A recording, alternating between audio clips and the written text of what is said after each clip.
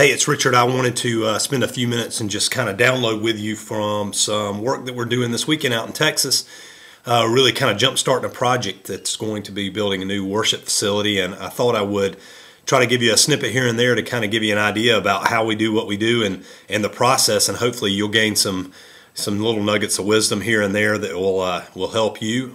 We'd love to talk to you about that, but we don't always get that chance, so thought I would share some of this with you. One of the first things that we do, and you'll see some of this documentation in the blog, but I really wanted to give you a description of the vision filter that we use to get the ball rolling. And the whole idea, the big picture idea there is to get everybody on the same page with the language that they're using inside the church, to make sure everybody really understands who they are and, you know, what are the big picture things that the church is trying to accomplish. And the reason that's important is because there are 100 different opportunities during the course of building a building and the design process and everything that goes on with AVL, carpet selection, and ministry space design, to get off track and to really lose sight of the big picture. So really think it's important right off the bat to get common again by looking at the very end and figuring out where we want to be as an organization, as a church, and then we're going to backfill the things that we do on a daily basis and the attitudes that we have in order to get us there. And this church really feels like building relationships with Adam is the most important thing they can do. Now, I'm going to jump in a little bit farther and describe to you who Adam is in a few minutes, but for right now, just understand that Adam is somebody that doesn't come to their church. It's somebody out there, they don't know him yet, but they know that that's the person that God has called him to reach. The second thing is the secret sauce, and the secret sauce of this church is creating an experience of hope. And that's not an environment of hope that they're shooting for. That's an experience of hope.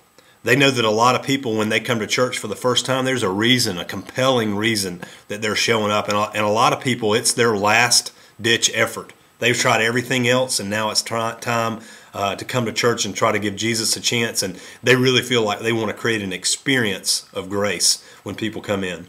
So the critical success factors that they have, number one, is to just be real. They want people to know that they're as broken as the people that come in here for the first time. And it's very important that they don't have this persona of religiousness that goes along with who they are.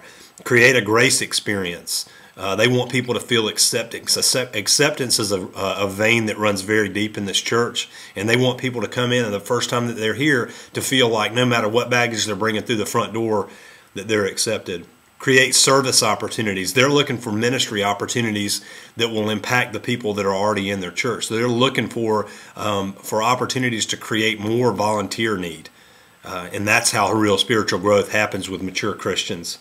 They want to evolve creatively. They know that the things that they are doing today that are really creative won't be that creative tomorrow. So they have to be constantly in a state of flux on their creativity. They've got to be excellent. They're not going to do anything that they can't do with excellence. They're not going to do things halfway. If they look at an opportunity and they say, man, this really fits who we are from the DNA, but we just don't have the people to pull it off, then they don't do it.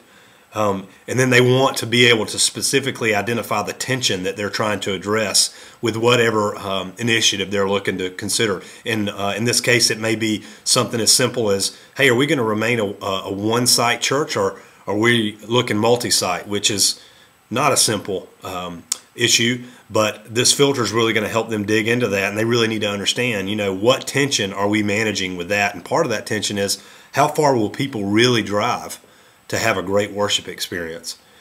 And the last thing is, who is Adam? I think it's really important as a church to understand who God has called you to serve and to get really specific with that. And so what we did was we spent a good bit of time really figuring out who Adam is for them. And Adam's a 35-year-old guy. He's looking for a great experience. He's asking a question at this point in his life, is there more to life than what I'm experiencing? And he's coming through the door with that question. He wants his kids in church. In this community, Adam is a white-collar guy, and he places a very high value on his time. They know that they're competing with, their competition's not other churches in the area. That's not who they're after, is other church people. And a lot of churches say that, but the DNA of this church says that, hey, we're after people that don't know Jesus. And I think that's a valid thing, but you have to know that those people You're competing with sporting events on Saturday morning. You're competing with free time for a lot of people who are working 5-6 days a week, 10 or 12 hours a day, and then you're going to ask them to get up again early on Sunday morning. They understand that that's where the competition lies. And so this was really the first big step that we took. We spent a day with them really organizing their thought process on how they're going to make decisions. And now they've got a great filter, and they're deciding now how they're going to make decisions in the future. And then the next thing we'll do with them is jump right into this one site versus multi-site question. And I'll get back with you on that and let you know how it goes through the design process.